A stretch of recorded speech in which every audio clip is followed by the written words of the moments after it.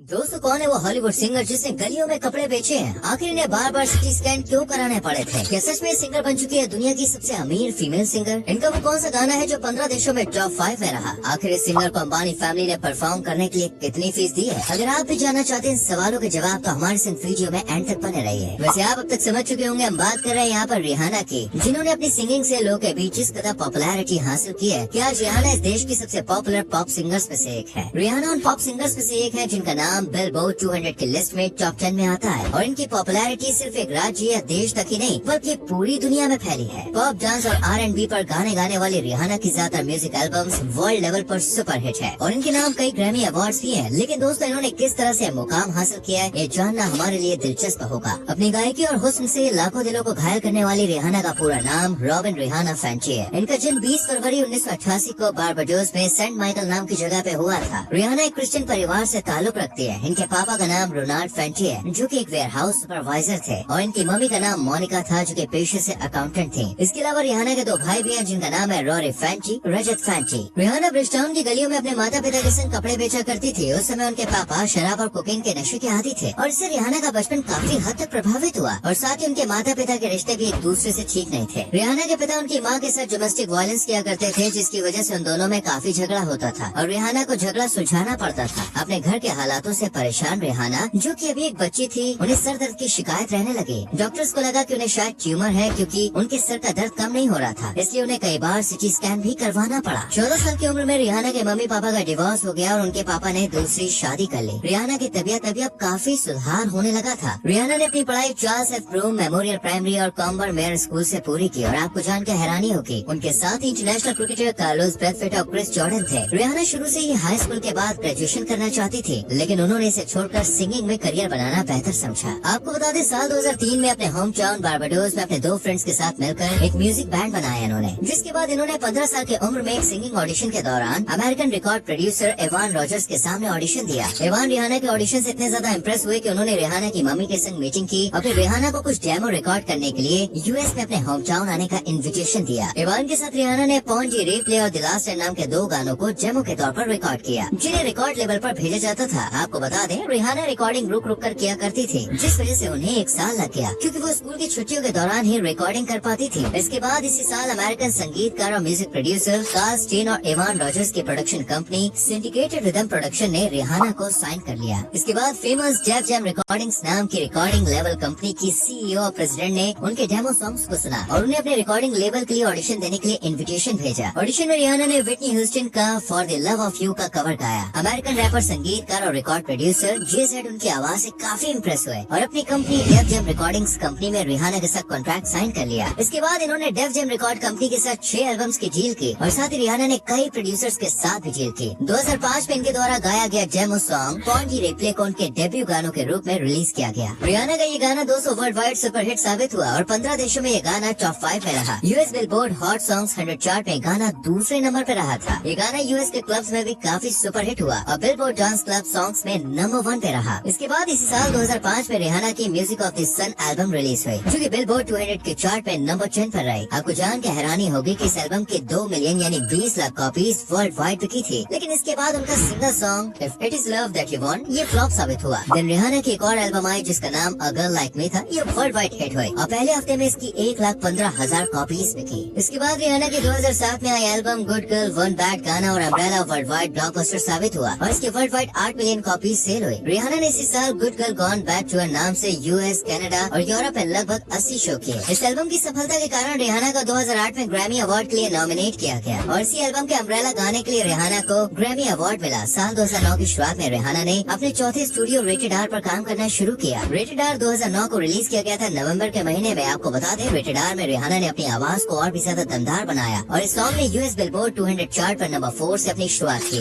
Album को 6 singers का support हासिल था, जिसमें रूट बॉय भी शामिल था, जो एल्बम की दुनिया भर में सबसे बड़ी सफलता थी। ये गाना 6 हफ्ते तक यूएस बिलबोर्ड हॉट में टॉप 100 पर रहा और फिर 10वें स्थान पर पहुंच गया। साल 2010 की गर्मियों में रिहाना ने रैपर एमिनेम के साथ love the way you lie song में अपना जलवा बिखेरा, जो दुनिया भर में उनकी एक और बड़ी सफलता थी। 20 से ज्यादा देशों में ये सॉन्ग नंबर 1 पे पहुंच गया था। साथ ही यूके में ये गाना 2010 का सबसे ज्यादा बिकने वाला गाना बना। दुनिया में रिहाना की पॉपुलैरिटी का अंदाजा आप इस बात से भी लगा सकते हैं कि ट्विटर पर उनके करीब 100 मिलियन फॉलोअर्स हैं। साथ ही ट्विटर पर सबसे ज्यादा फॉलो किए जाने वाले लोगों में रिहाना चौथे नंबर पे आती है। उन्होंने कई बेहतरीन गानों में अपनी आवाज दी, जिसमें Only Girl, What's My Name, Talk That Talk, You the One, Where Have You Been जैसे कई शानदार गानों से रिहाना ने सिंगिंग इंडस्ट्री में बहुत तहलका मचा दिया। म्यूजिक इंडस्ट्री में सफल रही रिहाना ने इसके बाद साल 2006 में Hollywood comedy film bring it on all और नथिंग फिल्म में कैमियो रोल भी किया। रिहाना ने अपनी पहली डेब्यू फिल्म बैटलशिप में कमाल की एक्टिंग भी की थी, जिसे 18 मई साल 2012 में रिलीज किया गया था। इसके बाद साल 2018 में रिहाना ने ओशन 8 में अपनी एक्टिंग के लिए खूब सुर्खियां बटोरी। इस फिल्म ने दुनिया भर में 300 मिलियन की कमाई की और बॉक्स ऑफिस पर बड़ी सफलता हासिल की। दोस्तों, रिहाना की अब तक की लगभग 250 मिलियन एल्बम्स वर्ल्ड वाइड बिक चुकी हैं और वो best selling music artist of all time है। रिहाना ने अब तक 9 Grammy award, 13 American music award, 12 billboard music award और 6 गिनीज वर्ल्ड रिकॉर्ड्स अपने नाम कर लिए। 2012 में और 2014 में वो फोर्ब्स की सूची में हाईएस्ट पेड सेलिब्रिटीज की टॉप 10 लिस्ट में शामिल रही थी। इन सब के अलावा रिहाना एक बिजनेस वूमन भी है। उनका खुद का एक कॉस्मेटिक ब्रांड भी है जिसका नाम फैंटी ब्यूटी है। इसके अलावा रिहाना सोशल वर्क्स में भी हमेशा आगे रहती है। उनकी क्लारा लायनल फाउंडेशन नाम के एक नॉन प्रॉफिटेबल फाउंडेशन भी है। चलिए दोस्तों, रिहाना की प्रोफेशनल लाइफ से निकलकर उनकी पर्सनल लाइफ के बारे में भी जान लेते हैं। आपको बता दें, रिहाना का नाम सबसे पहले साल 2009 में क्रिस ब्राउन के साथ जुड़ा था और उस टाइम रिहाना सफलता के 7वें आसमान पर थे कि तभी मीडिया में एक खबर फैल गई कि उनके बॉयफ्रेंड क्रिस ने उनको फिजिकल टॉर्चर किया, जिस वजह से ब्राउन को पुलिस ने अरेस्ट कर लिया। इसके बाद इनका नाम कैनेडियन रैपर ड्रेक के संग जुड़ा और वो करीब 2016 तक रिहाना के संग रिश्ते में रहे, लेकिन बाद में ये रिलेशनशिप खत्म हो गया। फिर आया साल 2020 जो रिहाना की जिंदगी में रॉकी नाम के अमेरिकन रैपर को लेकर आया। इसके बाद रिहाना ने साल 2021 में अपने रिश्ते को दुनिया के सामने कबूल किया। हालांकि इस कपल ने अभी तक शादी नहीं की है, लेकिन इनका एक बेटा है जिसका जन्म साल 2022 में हुआ था और इस कपल ने अपने क्यूट से बेटे का नाम राइट रोज मेयर्स रखा है। आपको बता दें, रिहाना ने अपनी शादी का ऐलान किया था कि वो साल 2023 में रॉकी के साथ शादी करने वाली है, लेकिन अभी तक इसको लेकर कोई खबर सामने नहीं आई है। तो रिहाना से जुड़े कुछ किस्से अभी भी सोशल मीडिया पर काफी छाए हुए हैं, जिसमें से एक तो कंगना रनौत के संग जुड़ा हुआ है। जी हाँ, दरअसल दिल्ली की सीमाओं पर डटे किसानों को लेकर रिहाना ने ट्विटर पर एक कमेंट किया था, जिसमें उन्होंने लिखा था कि हम इस पर बात क्यों नहीं कर रहे। साथ ही उन्होंने किसान आंदोलन का समर्थन किया। रिहाना द्वारा किसान आंदोलन का समर्थन करने पर बॉलीवुड एक्ट्रेस कंगना भड़क उठी। उन्होंने तुरंत ही रिहाना को ट्विटर पर जवाब दिया और कहा कि कोई भी बात इसलिए नहीं कर रहा क्योंकि ये किसान नहीं आतंकवादी है जो भारत को बांटना चाहते हैं ताकि चीन हमारे देश पर कब्जा कर ले और यूएसए जैसी चाइनीज कॉलोनी बना दे।